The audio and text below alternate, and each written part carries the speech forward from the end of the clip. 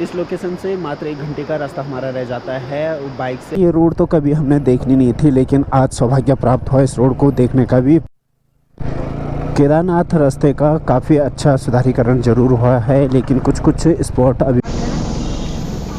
सोनप्रयाग में हम फिलहाल पहुंच चुके हैं और अभिषेक होटल में अपना हेलमेट हम यहाँ जमा कर चुके हैं और आधे टाइम हमारे लिए यहाँ से हेलमेट मिल जाएगा हमारा। इसे तो मैं 4 बार कर चुका हूँ, लेकिन इस बार की यात्रा जो होने वाली है अलग लेवल की। 1% भी सोचा नहीं था कि घोड़ों से हम अपनी यात्रा का सफ़र करेंगे, लेकिन गुड्डू भाई मिल गए तो गुड्डू भाई की सेवा में हमें केदारनाथ घोड़ों में जाने का मौका मिल रहा है। ये कहीं ना कहीं ये बहुत बड़ी दिक्कत है, वहीं से घोड़ों का रास्ता और वहीं से पैदल रास्ता। तो ये कहीं शायद यहाँ पे घोड़ों को कुछ दाना दूना खिलाएंगे। केदारनाथ से 5 किलोमीटर पीछे हम रुके हैं, लेकिन नीचे से ऊपर आते आते कम से कम 4-5 बार मौसम बदल चुका है। तो हिमू भाई बताएंगे कैसा रहा आज का सफ़र? एकदम मस्त, मज़े में। हेलो जी, जय भोले बाबा का नाम लेके आज के ब्लॉग को करते हैं स्टार्ट। जय भोले बाबा नाम सुन के ही आपको आगाज हो चुका है होगा कि आज की जो यात्रा होने वाली है हमारी काफ़ी लंबी होने वाली है। भोले बाबा के दर्शन करने के लिए हम जा रहे हैं यहाँ से केदारनाथ। फिलहाल मैं कर्णप्रयाग अपने स्टूडियो से अपना ब्लॉग का स्टार्ट कर रहा हूँ, और वो भी एक दिन पहले, क्योंकि हमारा अचानक प्रोग्राम बन रखा है केदारनाथ जाने का। तो आज है आपकी 22 तारीख और 23 तारीख निकलने की यहाँ से हमारी तैयारी, और ब्लॉग देखते हैं कितने दिन में आ पाता है। देखिए जी, लंबी यात्रा पे आपको चलना है तो बहुत चीज़ें सावधानी से चलना पड़ता है। हमारे ग्लव्स हो गए, एलईडी छोटी सी लाइट, अपर्चर लाइट जिसको बोला जाता है, वो पैक कर चुका हूँ। बाकी कैमरा पैक कर चुका हूँ। पर्स भी जिसमें आधार कार्ड, वोटर आईडी वगैरह रहते हैं वो भी सारा ओके रख चुका हूँ। बाकी मॉर्निंग के लगभग 6 बजे हम निकल जाएंगे, तो पहनने वाले कपड़े फ़िलहाल एक साइड रख चुका हूँ। और जो सफ़र में सबसे इम्पोर्टेंट चीज़ है, हल्की फुल्की सर्दी जुकाम भी लगी है तो हल्की दवाई भी ले रखे हैं, और साथ ही साथ कपड़े ले रखे हैं चेंज करने के लिए। और बाकी हमारा हेलमेट भी, गोप्रो भी बिल्कुल ओके है। तो मिलते हैं आपको अगली सुबह। 4:30 बज चुके हैं और फिलहाल हम निकल चुके हैं कर्णप्रयाग से गौचर की तरफ के लिए। और फिलहाल अभी तो मौसम बहुत ही ज़्यादा ठंडा हो रहा है सुबह सुबह। इस सफ़र में फ़िलहाल हम गौचर पहुंच चुके हैं और अभी भी लगभग अंधेरा पूर्ण रूप से देखने को मिल रहा है। भले हम थोड़ा गौचर से पीछे थे और चिड़ियों की चहचहाने की आवाज़ मस्त वाली सुनाई दे रही थी। छोटा सिरोबगढ़ ये लोकेशन बन रखी है, लेकिन टाइम से निकलने का ये फ़ायदा रहता है कि अभी हमें बिल्कुल यहाँ पे एक भी गाड़ी नहीं दिखाई दे रही है। और पिछले ब्लॉग में आपने देखा होगा कि देहरादून वाला ब्लॉग अगर आपने देखा होगा तो यहाँ पे बहुत तगड़ा जाम लगा था, लेकिन आज दिन के हम लगभग 5:30 बजे निकल चुके हैं और लंबा सफ़र है तो इसलिए उत्तम भाई थोड़ा पीछे रह गए हैं। लंबे सफ़र में क्या होता है कि जो अपने साथ वाले होते हैं वो आगे पीछे चलते रहते हैं, लेकिन उत्तम भाई अकेला हो गया तो उत्तम भाई थोड़ा सा भी पीछे रह गया हमसे। का सही से उपयोग करते हुए फ़िलहाल जनपद रुद्रप्रयाग में हम पहुंच चुके हैं। और दिन तो देखा होगा आपने, जब भी हम जाते हैं तो यहाँ से ऊपर के लिए चले जाते हैं बाईपास के, और आज जाएंगे हम श्री केदारनाथ धाम। तो यहाँ से अगर रुद्रप्रयाग से हमें राइट लेना पड़ता है और उसके बाद एक बढ़िया वाला पुल पड़ेगा, वहाँ से लेफ्ट लेना पड़ता है और फिर हमें एक तरफा रोड मिल जाएगी फ़िलहाल अगस्त्यमुनि के लिए। और अगस्त्यमुनि से तो आगे दिखाते रहेंगे आपको। में हम फ़िलहाल पहुंच चुके हैं और उत्तम भाई का इंतज़ार करते करते फ़िलहाल तब तक एक चाय हम पी लेंगे, और यहाँ से फिर तो लंबा सफ़र होने वाला है। देखते हैं कहाँ रुकना होता हमारा। रुद्रप्रयाग की सुरंग पे हम पहुंच चुके हैं और पीछे कुछ टाइम पीछे देखा होगा आपने, ये वाली सुरंग थोड़ा यहाँ से टूटी थी, बहुत ज़्यादा दिक्कत हुई थी उस टाइम। यहाँ फ़िलहाल अभी ओके बन चुकी है। तिलवाड़ा मार्केट हम पहुंच चुके हैं और लोकल मार्केट होने की वजह से अभी भी देख सकते हो आप बहुत कम दुकानें तिलवाड़ा में खुल रखी हैं। अभी चाय पानी की दुकानें खुली हैं और बाकी दुकानें भी सारी क्लोज़ हो रखी हैं। केदारनाथ यात्रा भी बिल्कुल समापन की ओर है, तो धीरे धीरे घोड़े खच्चर भी नीचे आने लग गए हैं। रुद्रप्रयाग जनपद के अगस्त्यमुनि मार्केट में आप सभी का स्वागत, और साथ ही साथ नगर पालिका स्वागत करती है आपका। और हमारा मॉर्निंग के लगभग 7 बज चुके हैं और हम फिलहाल पहुंच चुके हैं अगस्त्यमुनि मार्केट में। कर्णप्रयाग से तो टाइम लगा नहीं 950। तो अगस्त्यमुनि में फ़िलहाल हम तेल भरवाएंगे। यहाँ से कर्णप्रयाग से हम जल्दी निकल गए तो जितना स्टॉक था वो कल का था, बाकी अगस्त्यमुनि से भरवा लेंगे तेल। सफ़र का मज़ा एक तरफ, और जब ये डंडी यहाँ पे फुल दिखते हैं ना, इसका मज़ा एक तरफ होता है। फ़िलहाल को प्रेजेंटेड बाय हमारे उत्तम भाई पाखी वाले। बाइक में राइडिंग करते टाइम तो इनसे मिलना नहीं हो रहा है, क्योंकि कभी आगे हो जा रहे कभी पीछे हो जा रहे, लेकिन जब हम स्टॉप ले रहे हैं तभी हमारा मिलना हो पा रहा है। प्यारे से सफ़र में फाटा से आगे मैं पहुंच चुका हूं फ़िलहाल, और यहां पे सेकंड स्टॉप लिया हमने चाय पीने के लिए, और यहां से हमारा रह जाता मात्र 1 घंटे का रास्ता पिछले। तो चलिए फ़िलहाल चाय भी हमारे यहाँ पे पहुँच चुके हैं इस प्यारी सी लोकेशन पे। एक साथ चलेंगे यहाँ से, और मैं फ़िलहाल अभी अकेला निकल लूँगा। तो इस बार क्योंकि उत्तम भाई हर बार पीछे पीछे छूट जा रहे हैं, तो इस बार मैं अकेला चल लूँगा और ये दोनों एक साथ चलेंगे। बार जब हमने केदारनाथ यात्रा की थी तो इस लोकेशन पे बहुत डेंजर स्पॉट बना था, लेकिन इस बार बहुत अच्छी रोड यहाँ पे बन चुकी है। हालांकि अभी सिंगल रोड है, लेकिन काफ़ी हद तक बहुत अच्छी बन चुके हैं। और पिछली बार हम यहाँ पे जाम में फंसे थे, लगभग 1 से 1-2 घंटे पूरे हम यहाँ पे जाम में फंसे थे। हमारी आज की पैदल यात्रा होगी, वो होगी गौरीकुंड से केदारनाथ तक की। तो देखते हैं कितना हम कवर कर पाते हैं टाइम से। अगर गौरीकुंड पहुँच गए तो कितना चल पाते हैं, केदारनाथ क्रॉस होता नहीं होता ये देखने का होगा आज। विकास के नाम पे नई रोड बन चुकी है, तो हम हमारा थोड़ा ढचक बिगड़ गया था रोड का। तो अभी फ़िलहाल हमारी वापसी हो रही है, और यहाँ से गुप्तकाशी निकल गए थे हम। गुप्तकाशी जो कि हमारा पड़ता है मधुमहेश्वर वाली रोड पर निकल गए थे, और वहाँ से फ़िलहाल अभी वापसी। ये रोड तो कभी हमने देखनी नहीं थी, लेकिन आज सौभाग्य प्राप्त हुआ इस रोड को देखने का भी। बहुत तगड़ी वाली रोड हो रखी है, नई कटिंग चल रही है अभी। ये बन रखी है फाटा से और गुप्तकाशी के लिए शॉर्टकट।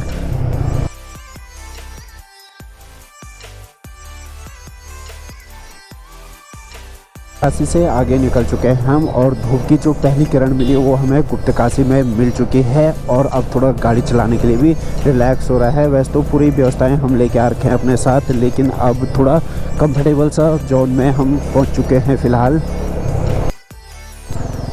इस लोकेशन पे हम पहुंच चुके हैं, और एक बढ़िया सा वाटरफॉल यहाँ देखने को मिलेगा। तो थोड़ा एक काम करते हैं, यहाँ रुक के जाते हैं, थोड़ा फ्रेश हो लेते हैं। फाटा से पीछे हम इस प्यारी सी लोकेशन पर रुके हैं फ़िलहाल नाश्ता पानी करने के लिए, और यहाँ से हमारा गौरीकुंड का जो स्टे होगा, और वहाँ से हमारा थोड़ा 5 मिनट रेस्ट होगा, और उसके बाद सीधे निकल लेंगे हम आज की पैदल यात्रा करने के लिए।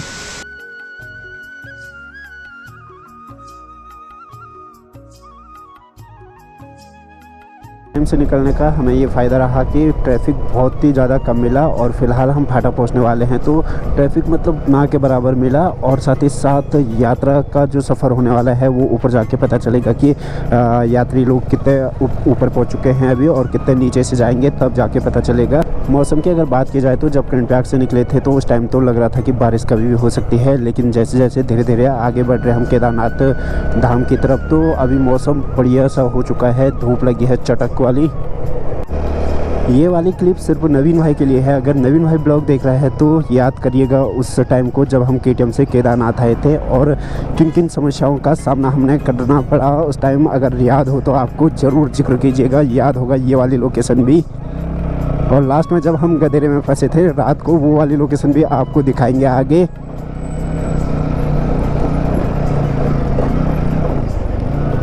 कि पहला सुबह से लेकर जब से हमने अपनी ट्रैवलिंग यात्रा स्टार्ट की थी, जब से अपनी यात्रा की, अब जाके पहला जाम देखने को हमें यहाँ पे मिल रहा है।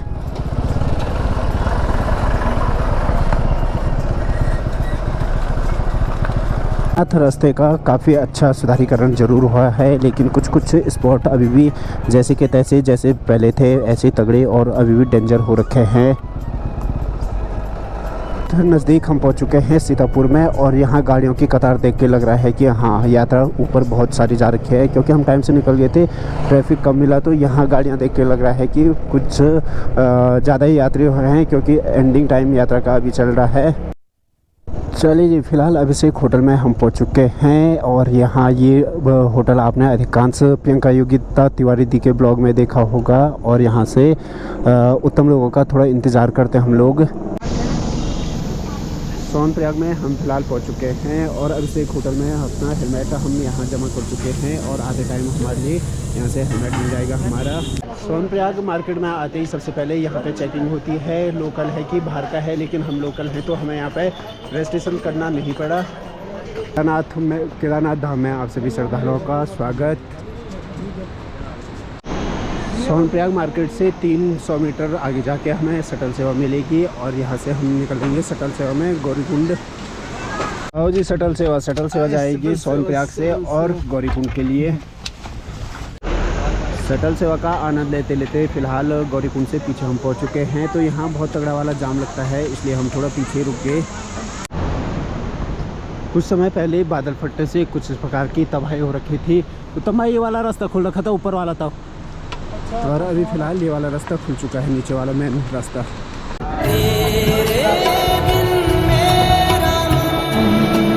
चलिए जी, गाड़ी का जितना सफ़र होना था वो हमारा तय हो चुका है और अब फाइनली हम पहुंच चुके हैं केदारनाथ की, जहां से मेन रास्ता स्टार्ट होता है।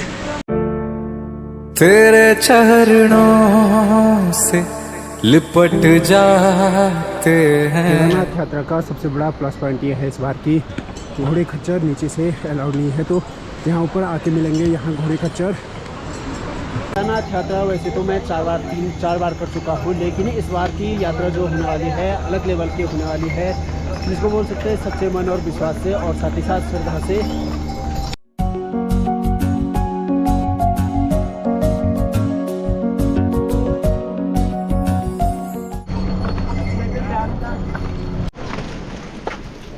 चलिए चलते चलते शुभम भाई लेके आते हैं। अभी फिलहाल 2 नमकीन है नहीं काम चलाने के लिए, बाकी तो कहीं पर बैठेंगे आराम से।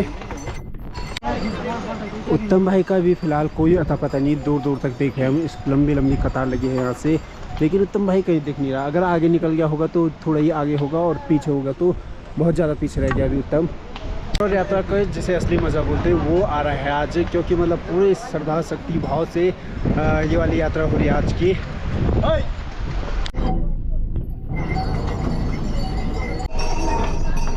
चले तो इस प्यारी सी लोकेशन पे एक मैगी और चाय पीने के बाद फिलहाल आगे का सफ़र करते हैं अपना शुरू। हम तो लगे थे पैदल पैदल, लेकिन यहाँ पे गुड्डू भाई मिल गए हैं कर्णत्याग से, और ये बोल रहे हैं कि घोड़े में जाना ही जाना है, क्योंकि केदारनाथ खाली जा रहे हैं। आराम से ब्रेक ले लो। तो चलो उत्तम भाई बैठेंगे अब घोड़े में, यहाँ पे गुड्डू भाई की सेवा लेंगे हम केदारनाथ तक के। चलिए जी, फिलहाल गुड्डू भाई की सेवा में हम घोड़ों में तो बैठ चुके हैं। पैदल जाने का हमारा पूरा विचार था, लेकिन गुड्डू भाई बोल रहे कि बैठना ही बैठना है, क्योंकि केदारनाथ गुड्डू भाई खाली जा रहे हैं, तो अब हमें बैठा दिया गुड्डू भाई ने घोड़ों में।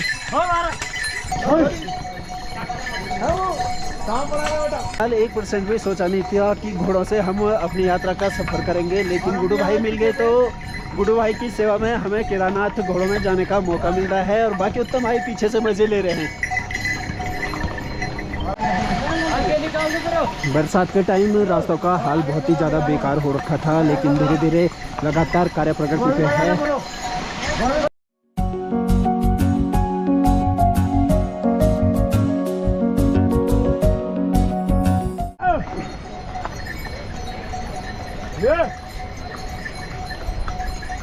केदारनाथ के मौसम का भी कोई पता नहीं। जब हमने स्टार्ट किया था, पैदल यात्रा स्टार्ट की थी अपनी, तो मस्त वाली धूप लगी थी, बहुत ही ज़्यादा तगड़ी धूप लगी थी, लेकिन अभी भयंकर वाली बारिश लग चुकी है ऊपर। के बाद कई लोग ये बोलेंगे कि यार आपको पैदल जाना चाहिए था। हमारा पूरा प्रोग्राम पैदल जाने का था, 3-4 बार आ रखा हूँ तो पैदल यात्रा कर रखी है आने जाने की, लेकिन इस बार गुड्डू भाई मिल गए और साथ ही साथ वो ऊपर जा रहे थे, तो उनका भी चाय पानी का खर्चा निकल जाएगा और हमारा भी ऊपर जाना हो जाएगा।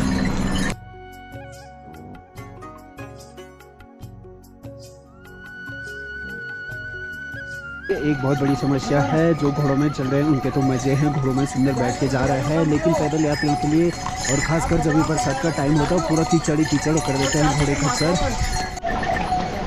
इन लोगों का भी बहुत बहुत धन्यवाद, जो इतनी बड़ी कठिन परिस्थितियों में भी यहाँ लगातार अपना काम करते रहते हैं और जनहित सेवा में बिल्कुल लगे रहते हैं। लगातार यहाँ केदारनाथ रास्ते में टूट फूट होती रहती है, लेकिन ये दिन रात बारिश हो चाहे कुछ भी हो लगे रहते काम पे।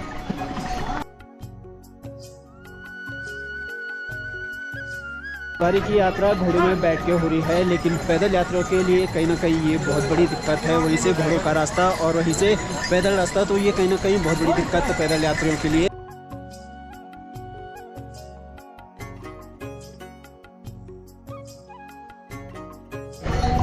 बड़ी लिंचोली हम पहुंचने वाले हैं और केदारनाथ में तगड़ी बारिश लगी है अभी, और नीचे लगी है मस्त वाली धूप। केदारनाथ की सारी चढ़ाई इस तरफ, और ये बड़ी लिंचोली और छोटी लिंचोली के बीच की ये वाली चढ़ाई जो है ये बहुत ही तगड़ी होने वाली हुई चढ़ाई। अब चल रही है तगड़ी वाली बर्फीली हवा।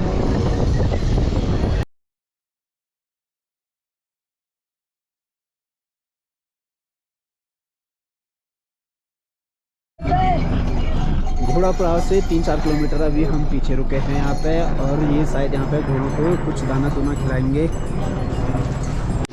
ये भी खाली कर देना, नहीं तो ये भी खाली कर देना। केदारनाथ से 5 किलोमीटर पीछे हम रुके हैं, लेकिन नीचे से ऊपर आते आते कम से कम 4-5 बार मौसम बदल चुका है। भाई इसको मैंने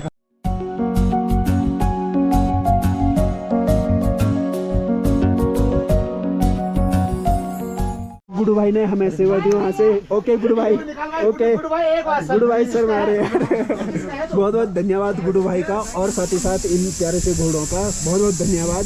गुडू भाई तो हमें छोड़ने के लिए तैयार नहीं थे। गुडू भाई चाह रहे थे कि घोड़ा पड़ाव तक छोड़े, लेकिन थोड़ा कंफर्ट मज़ा नहीं आ रहा यहाँ से होगा ऊपर, तो गुडू भाई को हमने फ़िलहाल रास्ते में अलविदा कर दिया।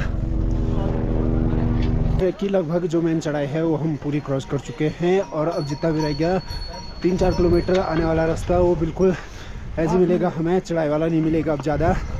तो हिमू भाई बताएंगे कैसा रहा आज का सफ़र? एकदम मस्त, मज़े में। अब तो पहुँच ही गई, क्यों थोड़ा ही रह गया सफ़र अब।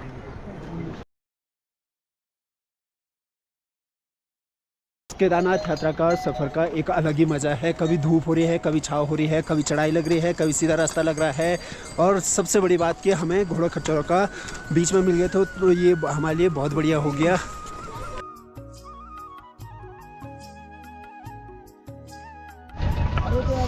भाई साहब केदारनाथ में देख सकते हैं आप हैवी ड्राइविंग।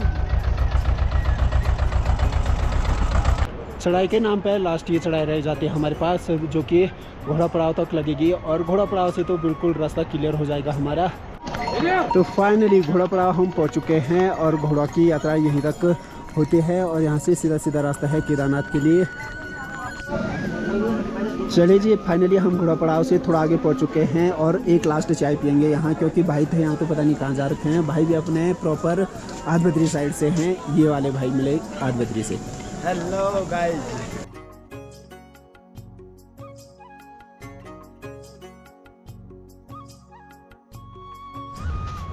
चलिए जी, फिलहाल केदारनाथ में पहुंच चुका हूं। मंदिर में जाना तो आज हुआ नहीं, क्योंकि थोड़ी लेट हो गई थी, और मंदिर में हम कल सुबह लाइन से टाइम से लग जाएंगे। और फिलहाल अभी एक टेंट में हम पहुंच चुके हैं।